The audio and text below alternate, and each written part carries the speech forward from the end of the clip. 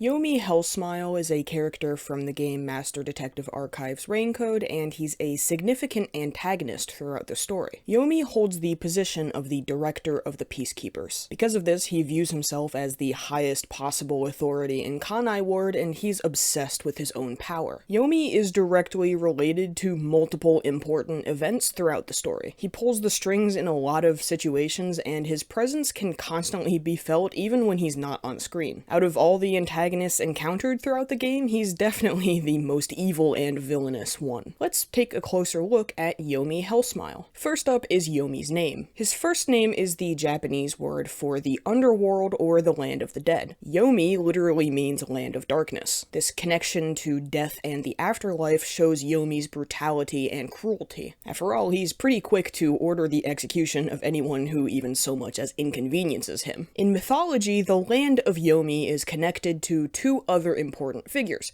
Kagutsuchi and Amaterasu. These, of course, tie directly to Makoto and Amaterasu Corporation. The birth of Kagutsuchi, the Shinto fire god, burned his mother Izanami so badly that it killed her and sent her to the underworld, or Yomi. Her husband, who was also her brother, but don't think too much about it, that's just how a lot of ancient mythologies are, Izanagi, followed her into the underworld. But he was either chased out or fled from it on his own. After leaving the underworld, Izanagi performed a cleansing ritual, and the sun goddess Amaterasu was born when he cleansed his left eye. Yomi's last name, Hellsmile, is pretty on the nose. It's a very evil and devious-sounding name, almost to a cartoonish degree. Hell gives him another connection to death and the underworld. People smile when they're happy or excited, so his last name could be tied to how he delights in the suffering he causes. The connections to the underworld through his name could also imply something hidden or unseen. Yomi positions himself as the savior and guardian of Kanai Ward, but this is just a facade to conceal his cruel nature. I would say Yomi's name definitely accomplishes its job. His last name in particular basically holds up a sign that points to him and says, hey,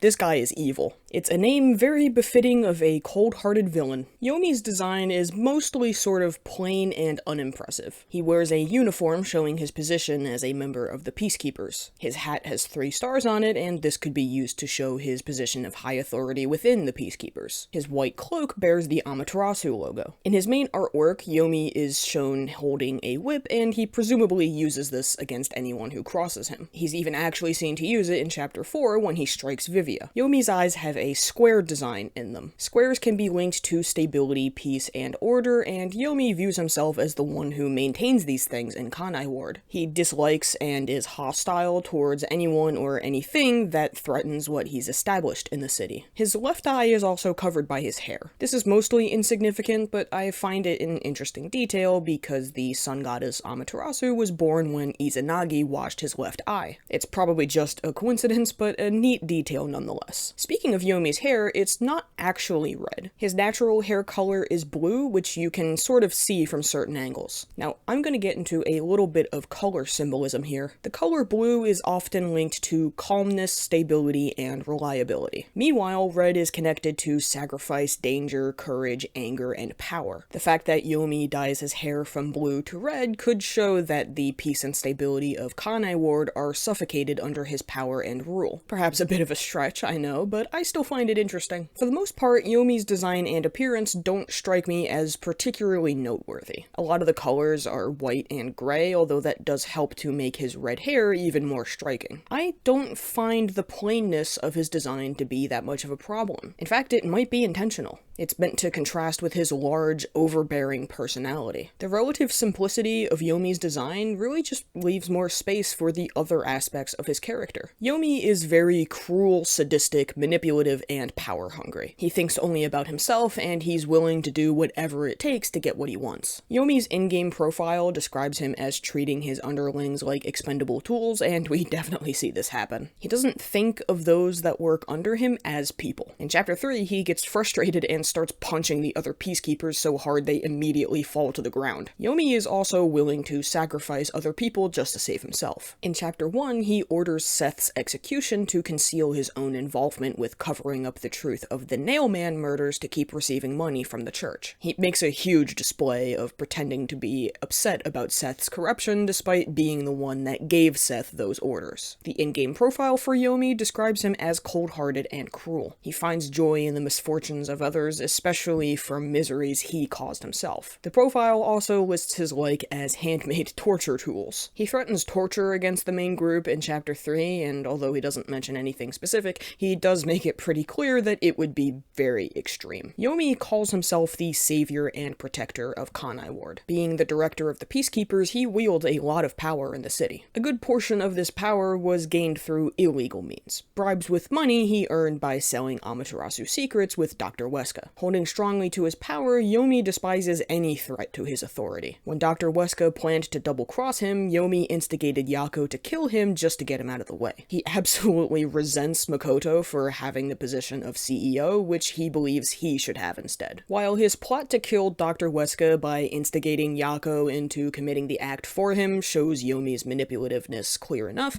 his relationship with Martina hammers it home even more. Martina is the Peacekeepers' vice director, and she's described as Yomi's mistress, which implies they have a romantic relationship. For most of her early appearances, she seems very loyal and faithful to Yomi. But at the end of Chapter 2, Yomi orders her execution for her perceived failures. She didn't even openly act against him, she just disappointed him, and he saw that as reason enough to execute his own vice director. On top of that, before she's taken away, he asks her what love is. Whether this question is rhetorical or not, it serves the purpose of showing that Yomi never loved Martina. He never once truly cared about her. Just like the others, she was nothing more than a tool to him. Overall, Yomi's personality is pretty simple. It's basically made up of all of the negative traits you could give to a character. He's selfish, sadistic, obsessed with power, manipulative, dishonest. The list could go on for quite a while. But I don't think the simplicity of his personality is a problem. It's perfectly fine. Yomi isn't meant to be a nuanced character or a sympathetic antagonist. He's just a pure, plain villain through and through. Yomi makes his first appearance at the end of Chapter 1 when he shows up alongside Martina. He arrests and orders the execution of Seth for covering up the Nailman murders in order to keep receiving money from the church. Although Seth tries to say that he only did so under Yomi's orders, Yomi just sweeps it aside, talks over him, and buries it. He next appears at the very end of Chapter 2 after the submarine has been blown up, which he was the one who ordered that to happen. Because he believes the explosion just wasn't big enough, he becomes upset with and physically violent towards Martina, who prepared the explosive. This results in him ordering her to be executed by being pressed into a cube, which is a hell of a fate to sentence someone to. In Chapter 3, Yomi is first seen in Makoto's apartment when he shows up to question him about hiding a detective. Though he doesn't believe Makoto when he denies it, he just leaves afterwards. He later shows up at the end of the chapter and corners the group and demands they hand over Yuma, who he claims is a terrorist, unless they all want to be arrested. His plan is foiled when Makoto shows up and convinces him to withdraw, though he only does so begrudgingly. It's in Chapter 4 where Yomi is the most important. We first learn more about him during the elevator ride down to the lab. Makoto explains that he and Yomi are at such vicious odds with each other because his own arrival in the city upset Yomi's expectations of becoming the next CEO of Amaterasu. He resents Makoto because he believes he cheated to earn the position of CEO, and Makoto implies that Yomi is responsible for the death of the previous CEO. Once Yuma and Makoto are in the lab, Yomi confronts them and reveals he's there because of a death threat against Dr. Weska. Later on, he accuses Makoto of fabricating the death threat and has him escorted out of the lab so he can question him. After Dr. Weska's murder, Yomi shows up and accuses Yuma, Fubuki, and Tetsuhiko of committing the act. Very shortly after, he's also quick to accuse Yuma of stabbing and killing Yako. He's so fast to make these accusations because he wants to just close the case quickly and cover up his own involvement in everything. Within the Mystery Labyrinth for Chapter 4, Yomi appears as a mystery phantom trying to obscure the truth. His mystery phantom design is extremely unique compared to the other ones we've seen throughout the game. Other Peacekeepers and culprits have had stylistically similar mystery phantom designs, but Yomi's is a stark contrast from those. Yomi's phantom is two-sided. One is black and the other is white. The clean split between the two sides links to his two-faced nature. He presents himself as a savior of Kanai Ward and the protector of justice, but in truth, he's extremely cruel and obsessed with power. The very end of the labyrinth reveals that Yomi instigated Yako to kill Dr. Weska. After Yuma and Vivia exit the labyrinth, Yomi is about to kill them. However, he's interrupted when Makoto and Martina arrive to arrest him for his secret dealings and then using that money for bribes to gain power in the city. Martina takes him away, but he swears revenge against Makoto as he leaves. While that marks the end of Yomi's appearances appearances in the game, we still learn some more about him in Chapter 5 from Fake Zilch. He reveals that Yomi hired him to kill anyone approaching Kanai Ward, so Yomi can be directly blamed for the deaths of the other detectives in Chapter 0. He also confirms that Amaterasu grew in power in large part because of Yomi and Dr. Weska's secret dealings. In order to protect himself and his allies, Yomi had Fake Zilch kill a lot of people who raised accusations against him or Dr. Weska. In this conversation, it's implied that Fake Zilch was responsible for the death of Yako's wife, although it's not fully confirmed. It's more just a thought that Yuma and Shinigami have. If this is the case, though, that would mean that Yomi lied to Yako when he pointed to Dr. Weska as the one responsible for his wife's death,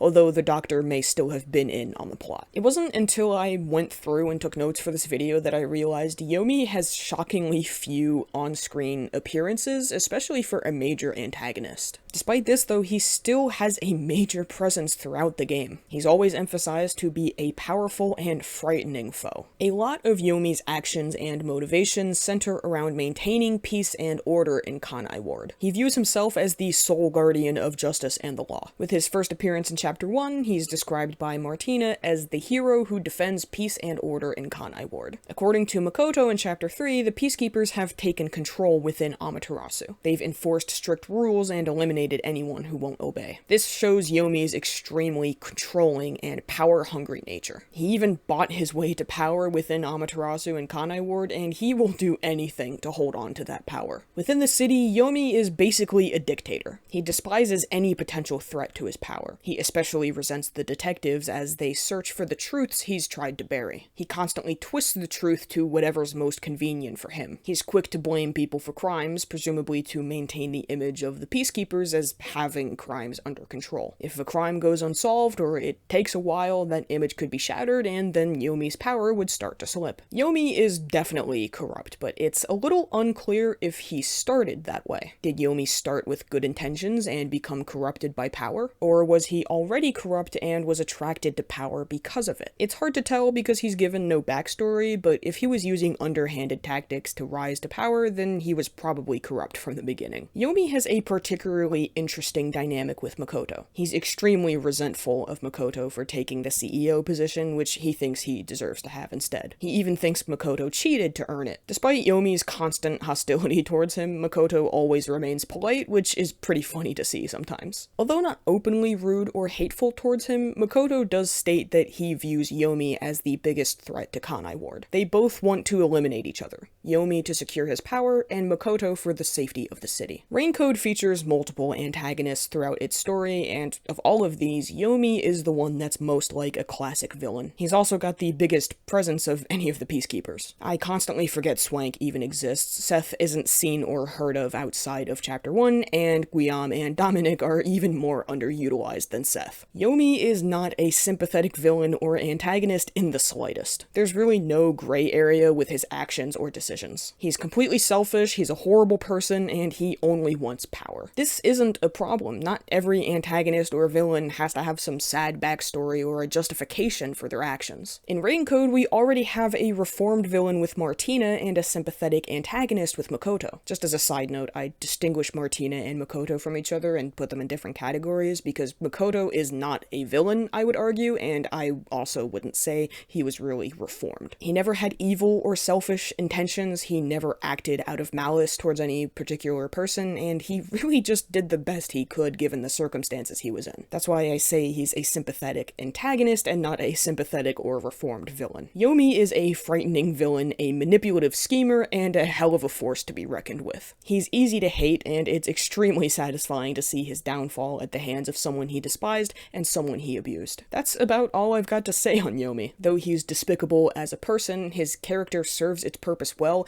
of exemplifying all of the deep-rooted problems within the Peacekeepers. Thanks for watching, like and subscribe if you enjoyed, and I'll see you next time.